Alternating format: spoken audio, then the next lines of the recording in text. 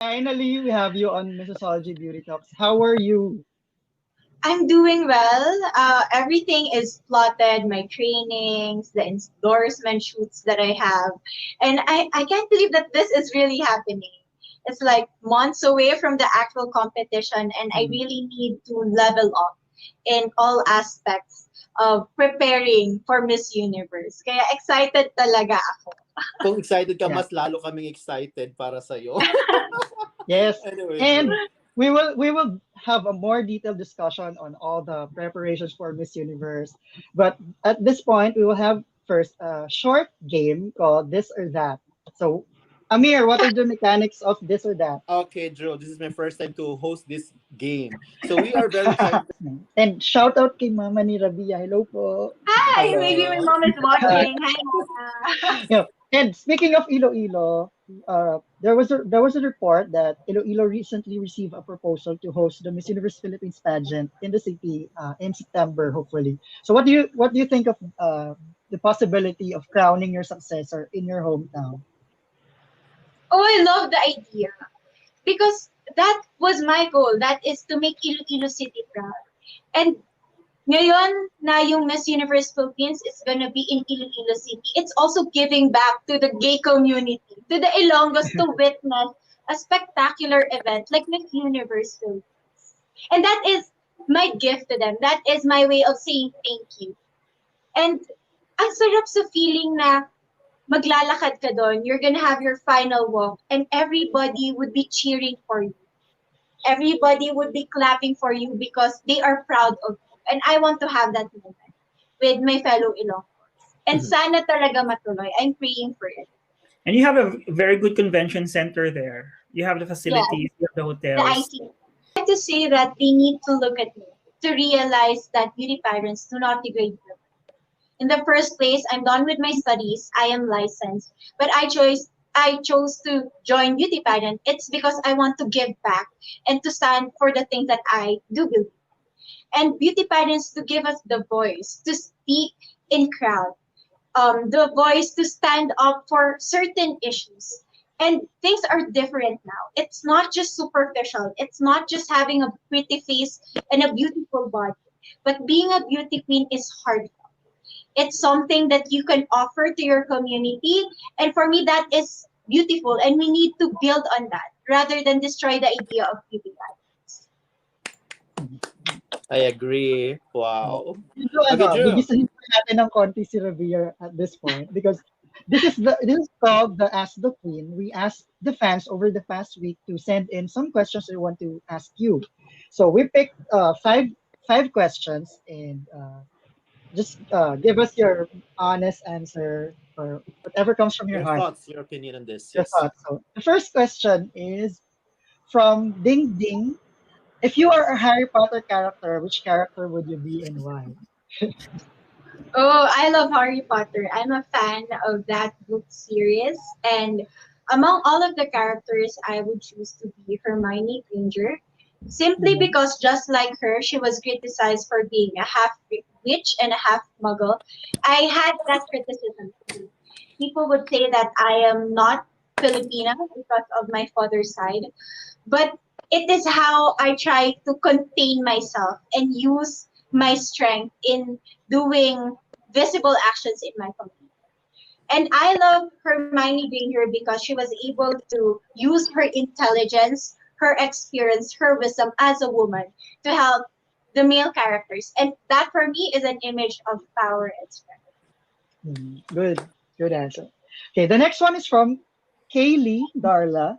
Do you think that staying positive at all times will help you get through certain situations? What if it gets toxic?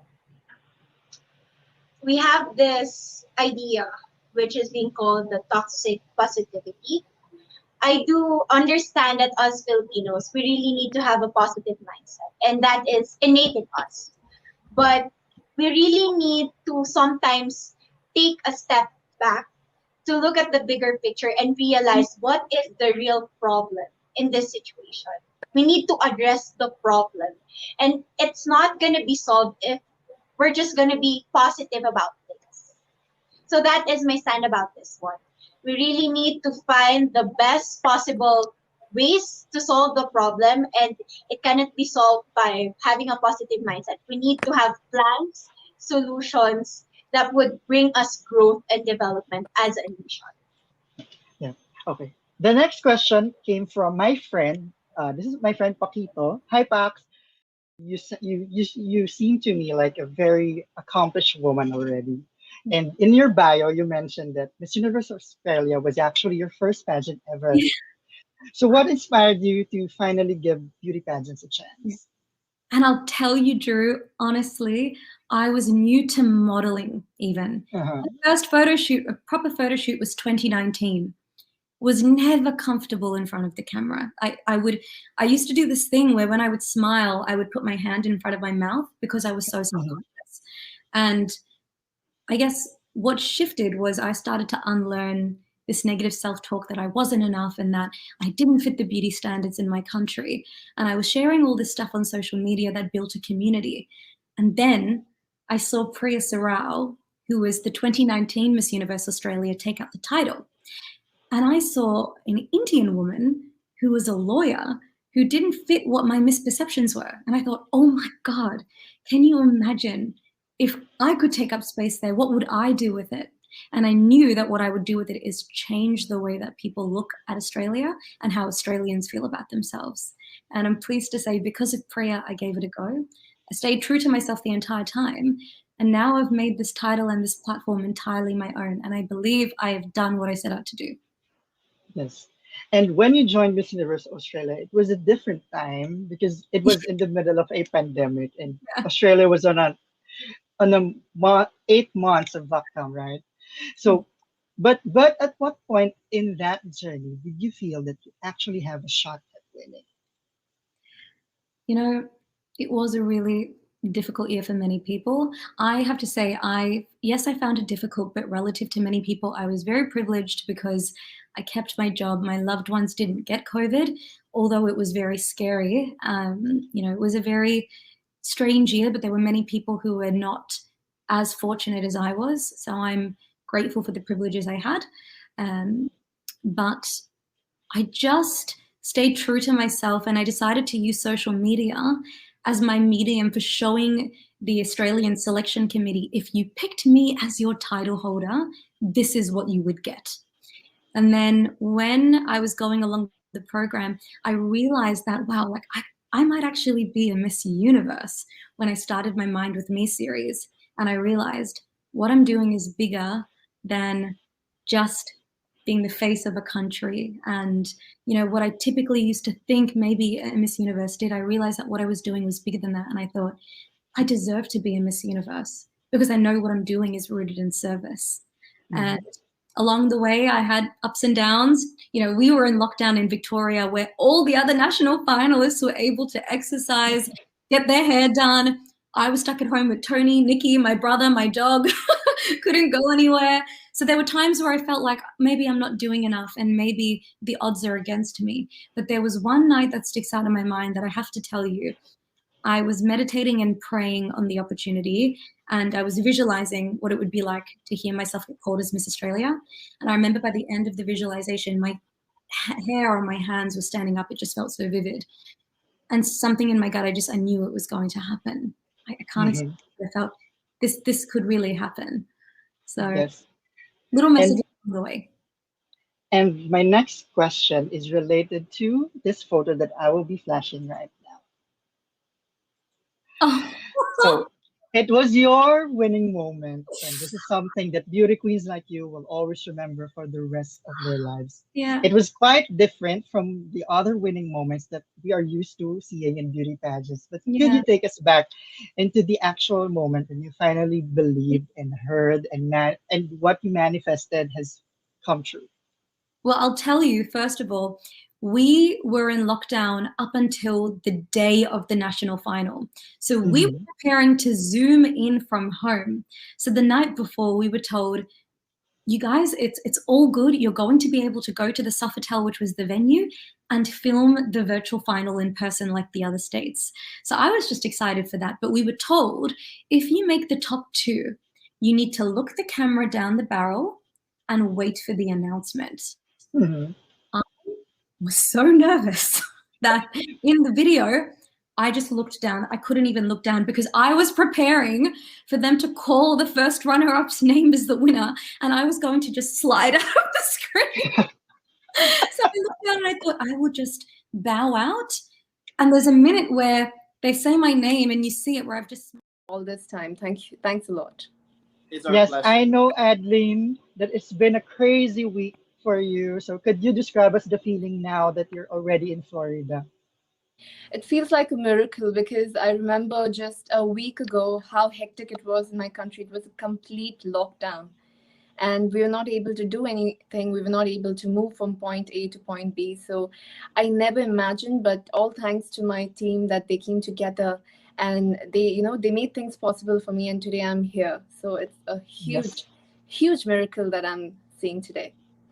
Yes. And before we start our pageant talk, I just want to ask for your message for your beautiful country, India, who's been experiencing a lot lately. Whenever I think about it, it's very emotional for me because I've seen on ground how devastating the entire condition in India is. But Drew, there's something else that I've seen. I've Yes. seen how the youth and the people around are coming together to help each other. They don't require an authority. They don't require anything to help them. They are just using Instagram. They're using Facebook to come together, distribute oxygen cylinders, distribute plasma, distribute so many other things, even food to each other. So that has been such a source of strength for me to say that no matter, even if you're going to the worst time in history, for humanity, there's always hope. And once you cling to that hope, anything is possible. So I take this Yes. message here to Miss Universe from India. Yes. And I just want to say that the world is one and praying for India's recovery. Thank you. Yes. So now, on a lighter note, I know, Adlin, that winning Miss Diva Universe more than a year ago has put you and your life on the spotlight and has changed your life in ways you could not imagine. But could you tell us something that most people still do not know about? Well, I think a lot of people don't know that this was something, getting into modeling wasn't as planned. I was Mhm. someone I wanted to become a doctor. I was studying to become a doctor, and I told my mother that I'd be anything but not an air hostess or a model because I never knew that it took so much of mental work and physical work to be one, and so difficult to be one. So this was a huge shock for my family that I pursued modeling, and I did well in that field. Also, I am a spiritual person. I'm somebody who listens to my intuition. I left home at the age of 15 just by listening to my intuition. I didn't know I was going to do in Bombay. Absolutely no Mhm. idea. I had no relatives here. And I've also spent one night on Marine Drive, on basically on the pavement because I couldn't find a home for myself at 16. Yes. So this is something I don't think a lot of people know about me. And also about the fact that I have overcome a speech defect, a lisp, Mhm. which I was suffering through my childhood. Well, so at a very young age, you've experienced a lot, and we're very happy that we're finally inch just inching closer to wearing that in the sash on your across your chest. But Yes. before that, we want to play a little game and break the ice first in this segment called This or That. So I'm sure that you're also excited to play this game with us. So how do you deal with these challenges? To be very honest with you, and just as a human being, um, when you step into something like that, you come with expectations. I'm sure that everybody this year had a lot of expectations, and just like them, when I saw that it was so hard to get things done for the most amount of time, that really I felt really bad about it. But it just gave me the strength that no matter what happens in your life, you need to move ahead.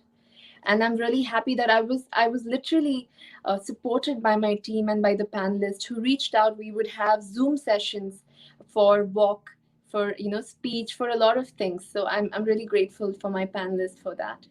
And during our course of time, it was also hard for us to get photo shoots done, because what is important for me is to make sure that my team is healthy.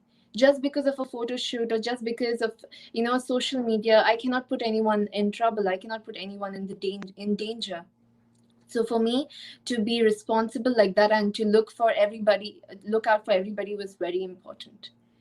Oh, And wow. till then I was like, no problem, we are going strong. At least we are not, every time I used to remind myself that it must be a very difficult situation for everybody, but at least I'm not infected by the virus, and I would say, yes, at least I'm healthy.